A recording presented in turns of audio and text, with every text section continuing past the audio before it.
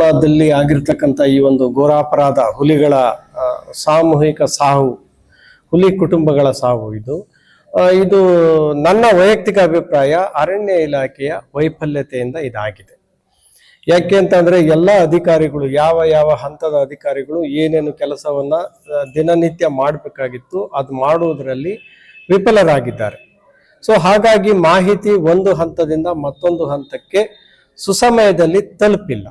ಒಂದ್ ವೇಳೆ ಆ ಮಾಹಿತಿಯನ್ನ ಮೊದಲೇನೆ ಕಂಡಿಡ್ದಿದ್ರೆ ಆ ಸತ್ತಂತ ಹಸುವಿನ ಕಳೆಬರವನ್ನ ಡಿಸ್ಪೋಸ್ ಮಾಡಿದ್ರೆ, ಬೆಂಕಿನಲ್ಲಿ ಬರ್ನ್ ಮಾಡೋದಾಗ್ಲಿ ಅಥವಾ ಭೂಮಿನಲ್ಲಿ ಹೂಳುವುದಾಗ್ಲಿ ಮಾಡಿದ್ರೆ ಈ ಒಂದು ಅಪರಾಧ ಆಗ್ತಿರ್ಲಿಲ್ಲ. ಈ ಒಂದು ಅಪರಾಧ ಆಗ್ಲಿಕ್ಕೆ ಕಾರಣ ಇನ್ಫಾರ್ಮೇಶನ್ ಫ್ಲೋ, ಅಂದ್ರೆ ಮಾಹಿತಿಯ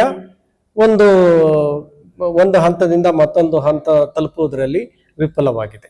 ಸೊ ಹಾಗಾಗಿ ಒಟ್ಟಾರೆ ಅರಣ್ಯ ಇಲಾಖೆಯ ವೈಫಲ್ಯತೆ ಎದ್ದು ಕಾಣ್ತಾ ಇದೆ. ಒಂದು. ಎರಡನೇದು, ಈ ವೈಫಲ್ಯತೆಗೆ ಯಾರು ಕಾರಣಕರ್ತರಾಗಿದ್ದಾರೆ ಅವ್ರ ಮೇಲೆ ಕಾನೂನು ರೀತಿಯ ಕ್ರಮ ಆಗಬೇಕು. ಯಾಕೆಂತಂದ್ರೆ NTCA ಗೈಡ್ಲೈನ್ಸ್ ಪ್ರಕಾರ, national tiger conservation authority guidelines ಪ್ರಕಾರ M-Stripe ಅಂತ ಒಂದು ಸಾಫ್ಟ್ವೇರ್ ಇದೆ. ಆ ಸಾಫ್ಟ್ವೇರ್ ನಲ್ಲಿ ಏನೆಲ್ಲ ನಿಬಂಧನೆಗಳಿದ್ದಾವೆ ಆ ನಿಬಂಧನೆಗಳಂತೆಯೇ ನಮ್ಮ ಅಧಿಕಾರಿಗಳು ಕ್ಷೇತ್ರದಲ್ಲಿ ಕೆಲಸ ಮಾಡಬೇಕು. ಆ ನಿಬಂಧನೆಗಳಂತೆ ಇಲ್ಲಿ ಕೆಲಸ ಮಾಡಿರೋದು ಕಂಡು ಬರ್ತಾ ಇಲ್ಲ. ಯಾಕೆ ಅಂತ ಅಂದ್ರೆ ಆ ಕ್ಷೇತ್ರದಲ್ಲಿ ಇದ್ದಂತ ಆಂಟಿ ಪೋಚಿಂಗ್ ಕ್ಯಾಂಪ್ಸ್ಗಳಲ್ಲಿ ಇದ್ದಂತ ವಾಚರ್ಗಳು ಸಮರ್ಪಕವಾಗಿ ಕೆಲಸ ನಿರ್ವಹಿಸಿಲ್ಲ, ನಂಬರ್ 1. ಮತ್ತೆ ಆ ಬೀಟ್ ಗಾರ್ಡ್ಗಳು ಸಮರ್ಪಕವಾಗಿ ಕೆಲಸ ನಿರ್ವಹಿಸಿಲ್ಲ. ಸೆಕ್ಷನ್ ಫಾರೆಸ್ಟರ್ ಮತ್ತೆ ರೇಂಜ್ ಆಫೀಸರ್ ಕೂಡ ಸಮರ್ಪಕವಾಗಿ ಕೆಲಸ ನಿರ್ವಹಿಸ್ತಿರೋದು ಇಲ್ಲಿ ಹೊರಗಡೆ ಕಂಡು ಬರ್ತಾ ಇದೆ. ಸೊ ಹಾಗಾಗಿ ಅವ್ರದ್ದು ಕರ್ತವ್ಯ ವೈಫಲ್ಯತೆ ಆಗಿದೆ. ಆ ಕರ್ತವ್ಯ ವೈಫಲ್ಯತೆಗೆ ಅವ್ರ ಮೇಲೆ ಕ್ರಮ ಆಗ್ಬೇಕು. ಅವ್ರನ್ನ ಕೇವಲ ರಜಾ ಕೊಟ್ಟು ಕಡ್ಡಾಯ ರಜದ ಮೇಲೆ ಕಳಿಸೋದ್ರಿಂದ ಇದು ನ್ಯಾಯ ಏನು ದೊರಕೋದಿಲ್ಲ. ಸೊ ಹಾಗಾಗಿ ಅವ್ರ ಮೇಲೆ ಕಾನೂನು ರೀತಿ ಕ್ರಮ ಆಗ್ಬೇಕು. ಕಾನೂನು ರೀತಿ ಕ್ರಮ ಇಲಾಖೆ ತಗೊಳ್ಳೋದ್ರ ಜೊತೆಗೆ ಏನು ಇಲಾಖೆ ಮೂಲಕ ಒಂದು ತನಿಖೆಗೆ ಇವರು ಆದೇಶ ಮಾಡಿದ್ದಾರೆ, ಇಲಾಖೆಯ ಹಿರಿಯ ನೇತೃತ್ವದ ಅಧಿಕಾರಿಗಳ ಇಂದ ಮಾಡಬೇಕು ಅಂತ, ಅದು ಸರಿ ಇಲ್ಲ. ಇದ್ರ ಸಮಗ್ರವಾದ ಒಂದು ತನಿಖೆ ಆಗಿ ಪಾರದರ್ಶಕವಾಗಿ ಒಂದು ನ್ಯಾಯಸಮ್ಮತವಾದ ಒಂದು ಮಾಹಿತಿ ಹೊರಗಡೆ ಬರಬೇಕು ಅನ್ನೋದಾದ್ರೆ ಒಂದು ಜುಡಿಷಿಯಲ್ ಎನ್ಕ್ವೈರಿನೇ ಆಗ್ಬೇಕು. ಇಲ್ಲಿ ಹಾಲಿ ಕೆಲಸ ಮಾಡ್ತಾ ಇರ್ತಕ್ಕಂಥ ಒಬ್ಬ ಜಡ್ಜ್ ನೇತೃತ್ವದಲ್ಲಿ ಒಂದು ಎನ್ಕ್ವೈರಿ ಆಗ್ಬೇಕು. ಒಂದ್ ವೇಳೆ ಅದಾಗಿಲ್ಲ ಅಂತ ಅಂದ್ರೆ ಜಿಲ್ಲಾಧಿಕಾರಿಗಳ ನೇತೃತ್ವದಲ್ಲಿ ಜಿಲ್ಲಾಧಿಕಾರಿಗಳು, ಪೊಲೀಸ್ ಅಧಿಕಾರಿಗಳು ಮತ್ತೆ ಕ್ಷೇತ್ರದ ಅರಣ್ಯಾಧಿಕಾರಿಗಳು ಇವರೆಲ್ಲರನ್ನ ಸಾಮೂಹಿಕತ್ವದಲ್ಲಿ ಒಂದು ತನಿಖೆ ಆಗ್ಬೇಕು. ಆದಾಗ ಮಾತ್ರ ಇದು ಪಾರದರ್ಶಕವಾಗಿ ಹೊರಗಡೆ ಬರ್ತದೆ. ಸೊ ಮತ್ತೆ ಅಲ್ಲಿ ಏನೇನು ಪೋಸ್ಟ್ಗಳು ಖಾಲಿ ಇದ್ದಾವೆ, range officer 3 range officer post ಖಾಲಿ ಇದೆ ಆ ಡಿವಿಷನ್ ಅಲ್ಲಿ, ಕೊಳ್ಳೇಗಾಲ ವನ್ಯಧಾಮದಲ್ಲಿ ಇದೆ ಅಂತ ಕೇಳಿದ್ದೇನೆ. ಅವು 3 ಕೂಡ ಈಗ ತುಂಬಬೇಕು. ಮತ್ತೆ ಇವರು ಇನ್ಚಾರ್ಜ್ ಅರೇಂಜ್ಮೆಂಟ್ ಮಾಡಿದ್ದಾರೆ. ಬೆಂಗಳೂರಿನಲ್ಲಿ ಕೆಲಸ ಮಾಡ್ತಕ್ಕಂಥ ಒಬ್ಬ DFO ಗೆ ತಗೊಬಂದು ಇಲ್ಲಿ ಅಡಿಷನಲ್ ಚಾರ್ಜ್ ಕೊಟ್ಟಿದ್ದಾರೆ. ಸೊ ಬೆಂಗಳೂರಿನಲ್ಲಿ ಇದ್ಕೊಂಡು ಇಂಥ ಸಮಸ್ಯೆ ಇರ್ತಕ್ಕಂಥ ಡಿವಿಷನ್ ಅವನು ಯಾವ ರೀತಿ ನಿರ್ವಹಣೆ ಮಾಡ್ತಾನೆ ಇಲ್ಲಿ? ಅದ್ರ ಬದಲು ಪರ್ಮನೆಂಟ್ ಆಗಿ ಒಬ್ಬ DFOನೇ ಇಲ್ಲಿ ಹಾಕ್ಬೇಕು, ಪರ್ಮನೆಂಟ್ ಆಗಿ ACF ಆಗ್ಬೇಕು, ಮತ್ತೆ ಎಲ್ಲಾ ಖಾಲಿ ಇರ್ತಕ್ಕಂಥ ರೇಂಜ್ ಆಫೀಸರ್ಗಳನ್ನ ನೇಮಕ ಮಾಡಬೇಕು, ಮತ್ತೆ ಸಿಬ್ಬಂದಿಗಳನ್ನ ನೇಮಕ ಮಾಡಬೇಕು. ಇದು ಮಾಡದ ಹೊರತು ನಾವು ಈ ಒಂದು ಪ್ರದೇಶಗಳಿಗೆ ನ್ಯಾಯ ಕೊಡುವುದರಲ್ಲಿ ವಿಫಲರಾಗ್ತಾ ಇದ್ದೀವಿ ಅಂತಕ್ಕಂಥದ್ದು ನನ್ನ ವೈಯಕ್ತಿಕ ಅಭಿಪ್ರಾಯ. ಸಚಿವರು ಕ್ಷೇತ್ರಕ್ಕೆ ಬಂದ ಮೇಲೆ ಏನೆಲ್ಲ ವೈಫಲ್ಯತೆಗಳಾಗಿದೆ ಅನ್ನೋದನ್ನ ಅವಲೋಕನ ಮಾಡಬೇಕಾಗಿತ್ತು.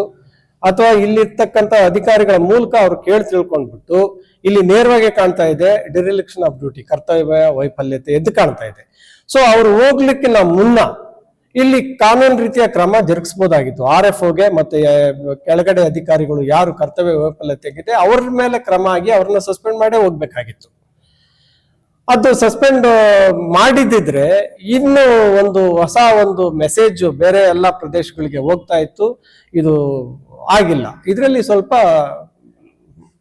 ನನಗೆ ವೈಫಲ್ಯತೆ ಕಾಣ್ತಾ ಇದೆ. ಇಲ್ಲಿ ಏನಾಗಿದೆ, ಈ ಅರಣ್ಯ ಪ್ರದೇಶಗಳಲ್ಲಿ ಗಸ್ತು ಮಾಡ್ತಕ್ಕಂಥ ಒಂದು ಸಿಸ್ಟಮ್ ಏನಿದೆಯೋ ಅದು ಕೆಲಸ ಮಾಡ್ತಾ ಇಲ್ಲ ಅಂತ ಹೊರನೋಟಕ್ಕೆ ಕಂಡು ಬರ್ತಾ ಇದೆ. ಯಾಕೆ ಹೊರನೋಟಕ್ಕೆ ಕಂಡು ಬರ್ತಾ ಇದೆ ಅಂತ ಅಂದ್ರೆ ಈ ಮೀಡಿಯಂ ಪ್ರದೇಶದಲ್ಲಿ ಆಗಿರ್ತಕ್ಕಂಥ ಘಟನೆಯನ್ನ ಗಣನೆಗೆ ತೆಗೆದುಕೊಳ್ಳುವುದಾದರೆ ಈ ಹುಲಿಗಳ ಕುಟುಂಬ ಏನು ವಿಷಪ್ರಾಸನವಾಗಿ ಸತ್ತು ಬಿದ್ದಿದ್ದು ಅದರ ಒಂದು 800 ಮೀಟರ್ 1 ಕಿಲೋಮೀಟರ್ ವ್ಯಾಪ್ತಿನಲ್ಲಿ ನಮ್ದು ಆಂಟಿ ಪೋಚಿಂಗ್ ಕ್ಯಾಂಪ್ ಇದೆ.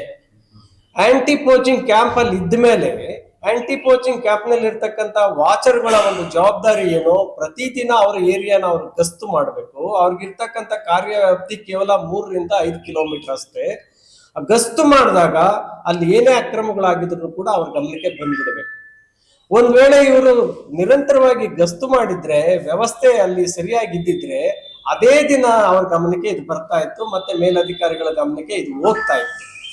ಆಗ ಸತ್ತು ಬಿದ್ದಂತಹ ಒಂದು ಹಸುವಿನ ಕಳೆಬರವನ್ನ ಸ್ಥಳಾಂತರ ಮಾಡುವುದು ಅಥವಾ ಅದನ್ನ ಡಿಸ್ಪೋಸ್ ಮಾಡುದು, ಬರ್ನ್ ಮಾಡಿ ಅಥವಾ ಬರಿ ಮಾಡಿ ಯಾವ ರೀತಿ ಡಿಸ್ಪೋಸ್ ಮಾಡಿದ್ರೆ ಈ ಸಮಸ್ಯೆ ಆಗ್ತಾ ಇರ್ಲಿಲ್ಲ. ಇವ್ರಿಗೆ ಅದು ವೈಫಲ್ಯ, ಮೊದಲನೇ ಚ್ಯುತಿ ಅಲ್ಲೇ ಆಗಿದೆ. ಸೊ ಇವರು ಡಿಟೆಕ್ಷನ್ ಮಾಡೋದ್ರಲ್ಲೇ ಫೇಲ್ಯೂರ್ ಆಗಿದ್ದಾರೆ. ಸಿಸ್ಟಮ್ ಡಿಟೆಕ್ಷನ್ ನಲ್ಲಿ ಫೇಲ್ಯೂರ್ ಆಗಿದೆ, ವೈಫಲ್ಯತೆ ಆಗಿದೆ. ಅದಾದ್ಮೇಲೆ 2 ದಿನಗಳ ಕಾಲ ಆ ಒಂದು ಅರಣ್ಯ ಪ್ರದೇಶದಲ್ಲಿ ನಮ್ಮ ಸಿಬ್ಬಂದಿಗಳು ಕೆಲಸ ಮಾಡದೆ ಸ್ಟ್ರೈಕ್ ಮಾಡಿಕೊಂಡು ಕೊಳ್ಳೇಗಾಲ ಕೇಂದ್ರ ಸ್ಥಾನಕ್ಕೆ ಬಂದಿದ್ದಾರೆ ಅಂತ ಹೇಳಿ ಒಂದು ಮಾಹಿತಿ ಇದೆ. ಒಂದು ವೇಳೆ ಅವರ ಆ ರೀತಿ ಅವರ ಒಂದು ಸ್ಟ್ರೈಕ್ ಮಾಡಬೇಕು ಅನ್ನೋದಾಗಿದ್ರೆ ಮೇಲಧಿಕಾರಿಗಳಿಗೆ ತಿಳಿಸ್ಬೇಕು, ಅವ್ರ ಅನುಮತಿ ಪಡ್ಕೊಳ್ಬೇಕು.